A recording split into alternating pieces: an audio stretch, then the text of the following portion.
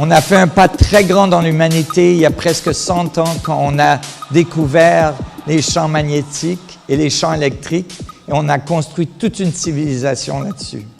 Et maintenant, le prochain pas, c'est de découvrir qu'est-ce que la gravité au niveau fondamental et apprendre à la contrôler.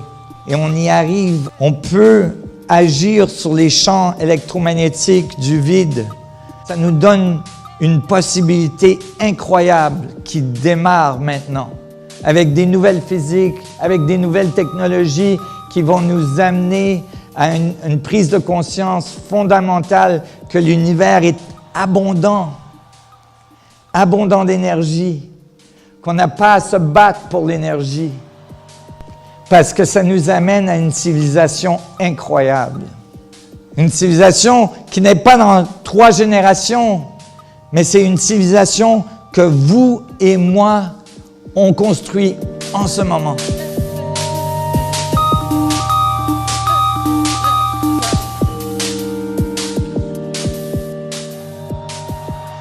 Quand j'ai commencé cette grande aventure, j'avais 10 ans, j'ai eu des expériences qui me disaient que ce qui est très, très petit était relié à ce qui était très, très grand.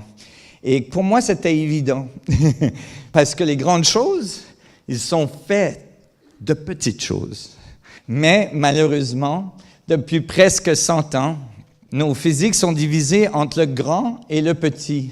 La physique relative pour le grand, qui décrit les champs gravitationnels, la physique quantique pour le petit, et les deux ne s'entendent pas. Quand on regarde les trous noirs, on trouve que l'information, on trouve que l'espace-temps courbe vers l'infini. Donc, on a un point singularisé au centre du trou noir qui a une densité infinie dans les équations d'Einstein. Et quand on regarde au noyau de l'atome, on trouve que l'espace-temps autour et dans le noyau de l'atome va aussi vers l'infini, c'est-à-dire qu'il y a presque un nombre infini d'énergie dans le noyau de l'atome. Quand je suis arrivé à ces 2 endroits, j'ai commencé à penser, mais peut-être que cet infini, cette singularité, ce point d'information infinie, de ce point d'énergie infinie, est la connexion entre le vraiment grand et le vraiment petit. Et ce point, il se résume à une densité de Planck, à un point avec une distance en centimètres de 10 à la moins 33. C'est une distance très, très petite, d'un très, très petit point, avec une énergie infinie. Et j'ai commencé à penser que peut-être ce point au centre de toute chose, peut-être ce point au centre de notre existence, est le point qui connecte toutes les choses dans l'univers. Vous savez, il y a 99,9999999% d'espace ici. Mais c'est quoi la différence entre ça et ça? Ouais, la différence, c'est qu'il y a des champs électromagnétiques dans cet espace, et il y a des champs électromagnétiques dans cet espace. Et ces champs, ils interagissent de façon que, comme 2 aimants qui se repoussent, qui fait que ma main ne peut pas passer à travers la table. Mais pas dans cette situation, en tout cas. Ça veut dire que, vous savez, il n'y a rien qui touche. Mes atomes, ils n'ont jamais rien touché. C'est désolant à dire, surtout pour vos partenaires. Il n'y a rien qui a jamais touché à rien. Parce qu'il y a de l'espace partout. Il n'y a que des champs électrostatiques qui interagissent. Et ça nous donne une impression du matériel, de ce qu'on appelle notre réalité.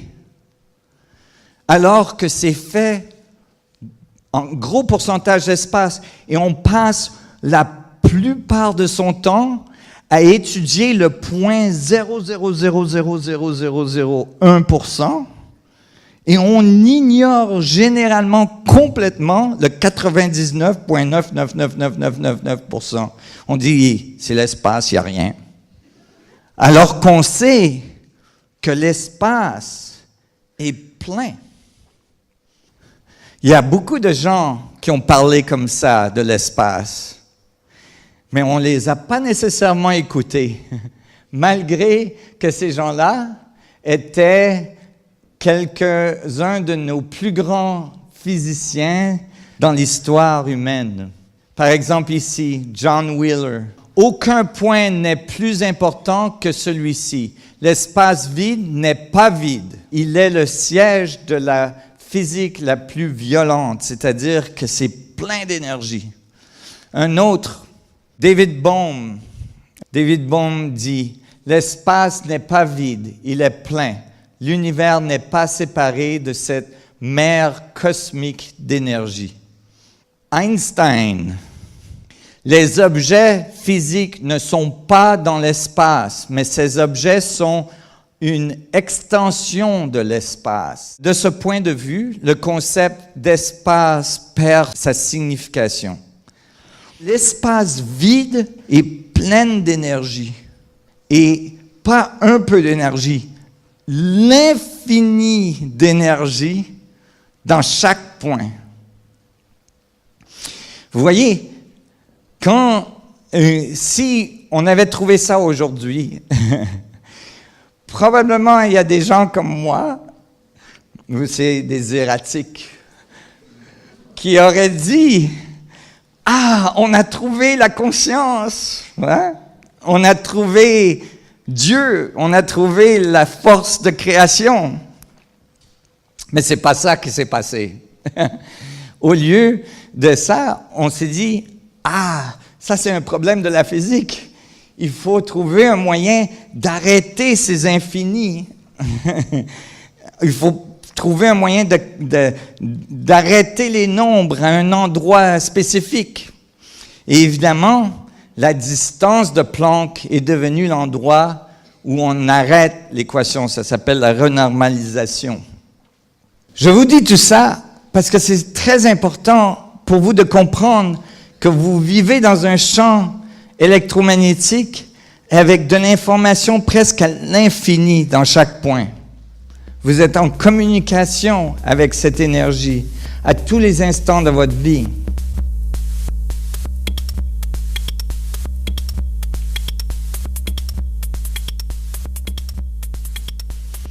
On a découvert en physique quantique que quand on frappe une particule avec un électron ou avec un photon, il y a deux photons qui sortent de la particule, hein, qui émettent deux photons, et que si on change ce photon ici, l'autre photon là-bas, il change instantanément. Et ça ne dépend pas de la vitesse de la lumière, c'est-à-dire que les photons peuvent être plus loin que la vitesse de la lumière peut communiquer avec l'un et l'autre, et ils changent en intrication exactement, instantanément. Ça ne dépend pas de la distance. C'est dû à des trous de verre qui connectent les particules au niveau quantique. Et ça, c'est très nouveau parce que les trous de verre, c'est une conséquence des équations d'Einstein. Alors, c'est pas quelque chose, les trous noirs et les trous de verre, c'est pas quelque chose qui serait supposé être discuté au niveau quantique. Et vous pouvez imaginer, quand je leur ai dit qu'un atome, c'est un trou noir, ça n'a pas trop bien allé. Je me suis pris des tomates. Et donc, cette compréhension que l'espace-temps est connecté à travers ces trous de verre, en fait, nous donne un sens de connexion avec l'univers, où on commence à comprendre qu'on n'est pas isolé dans notre petite conscience, dans notre petit cerveau, mais qu'en fait, on est en communication avec le tout de l'univers. S'il y a des trous noirs partout, comment ça se fait que vous ne les sentez pas quand vous marchez, quand vous vivez? Ben c'est parce que ces trous noirs, ils sont des milliards et des milliards plus petits qu'un atome. Alors évidemment, vous ne les expérimentez pas directement. Mais ça ne veut pas dire qu'ils ne sont pas là. Vous êtes fait de 100 000 milliards de cellules. Vous êtes un miracle sur pied. 100 000 milliards, il y a des milliards de changements chimiques dans votre corps à toutes les secondes pour que vous restiez en vie. C'est fou, c'est incroyable, c'est un miracle que vous soyez là. Il n'y a rien dans la physique quantique classique ou standard ou la relativité qui prédit quelque chose d'incroyable comme un être humain. Ou même un brin d'herbe est très, très complexe avec tous ces microbes et tous ces machins. Vous êtes fait de 100 000 milliards de cellules. Est-ce que vous pouvez intégrer ça? 100 000 milliards de cellules. Alors, quand vous dites « je suis une personne », pas tout à fait. Et chacune de ces cellules est faite de 100 000 milliards d'atomes. Alors, vous imaginez, les atomes, ils sont très petits. Et si on prend une de ces atomes et qu'on fait que le champ de l'électron, c'est le dôme du Vatican, le proton au centre de cet atome est la grosseur de la pointe d'une épingle. C'est petit, très petit. Ben, le Planck, alors, c'est quoi en relation d'un proton? Si on fait qu'un Planck, c'est un grain de sable, la Terre est comme un grain de sable autour du Soleil. Le proton serait comme la distance entre Alpha Centauri et le Soleil, 40 milliards de kilomètres. Ce serait le diamètre d'un proton. Alors, le proton, il est petit, mais le Planck, il est super petit. Et c'est pour ça que vous n'avez pas une expérience du champ de Planck directement, à moins que votre conscience elle-même soit le résultat de ce champ d'information. Vous voyez où ça commence à connecter, là?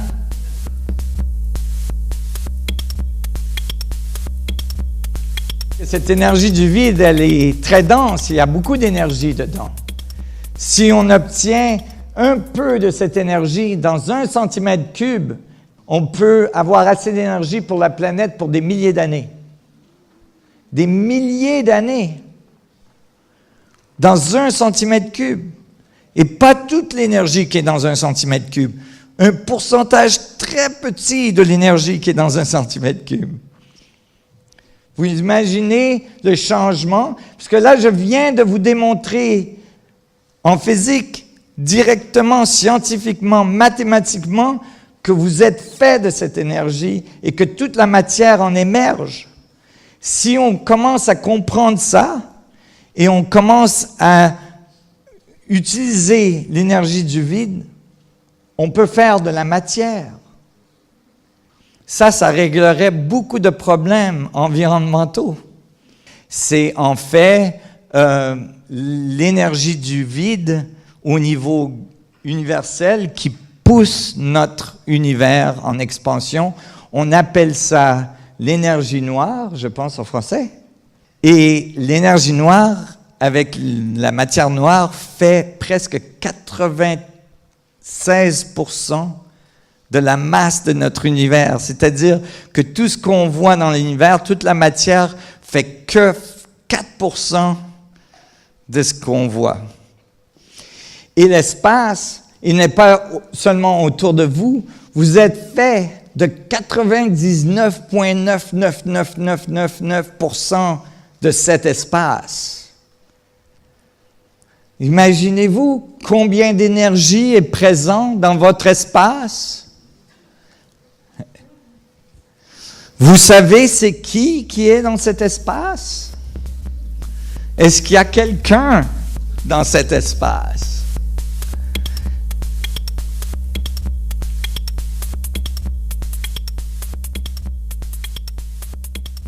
J'ai ajouté à ma présentation cette animation pour décrire la structure des Plancks, les mouvements des Plancks dans l'espace-temps. C'est-à-dire que si on met un petit Planck sphérique autour de tous les triangles, vous allez reconnaître la fleur de vie.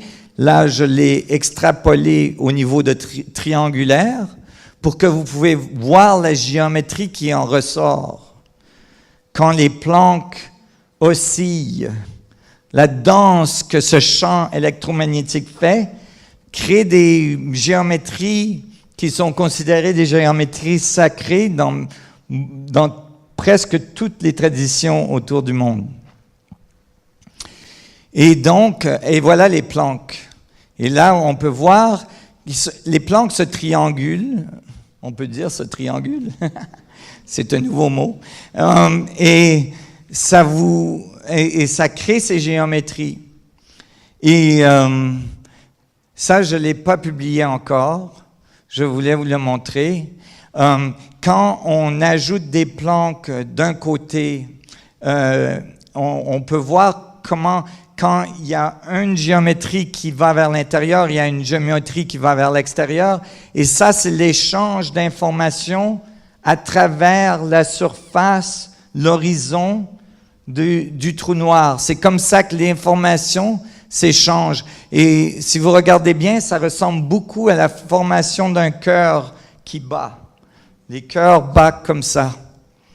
Je voulais que vous ayez une visualisation. C'est comme ça que vous parlez à l'univers.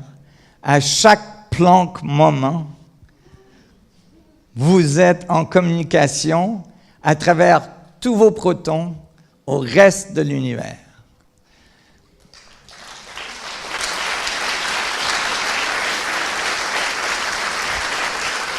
Et vous êtes connecté à un point fondamental, c'est-à-dire que vous savez, la spiritualité, on a tendance à la penser séparée de la matière.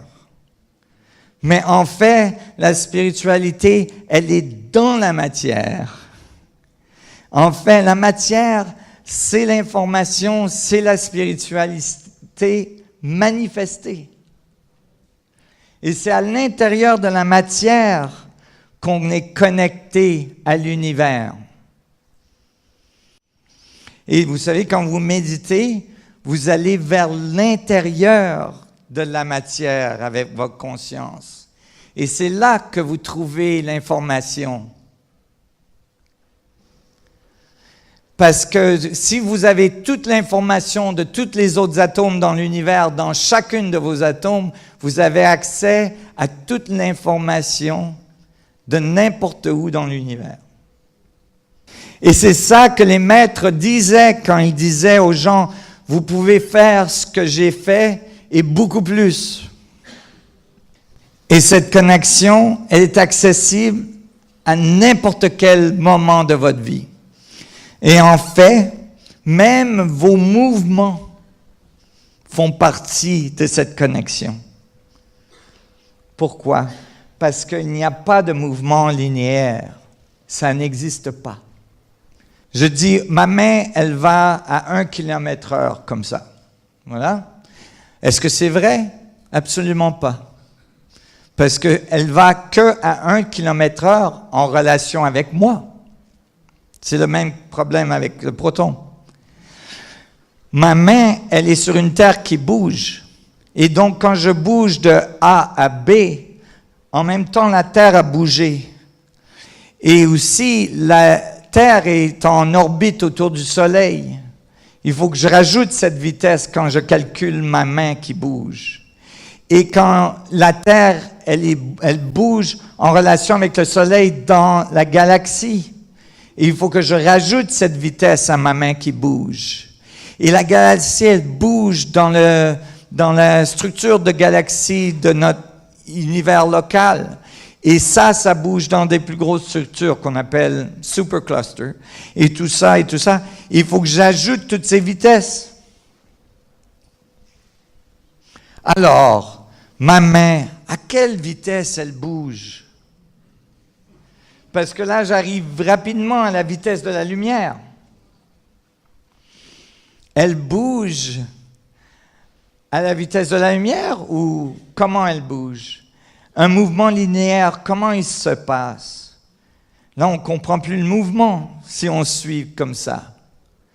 Ou bien, la seule chose qu'on peut conclure de ça, c'est qu'en fait, ma main, elle se défait et elle se refait. Et elle se défait et elle se refait. Et elle se défait et elle se refait. C'est-à-dire qu'au niveau de Planck, au temps de Planck, ma main informe l'univers d'où elle est et d'où elle va.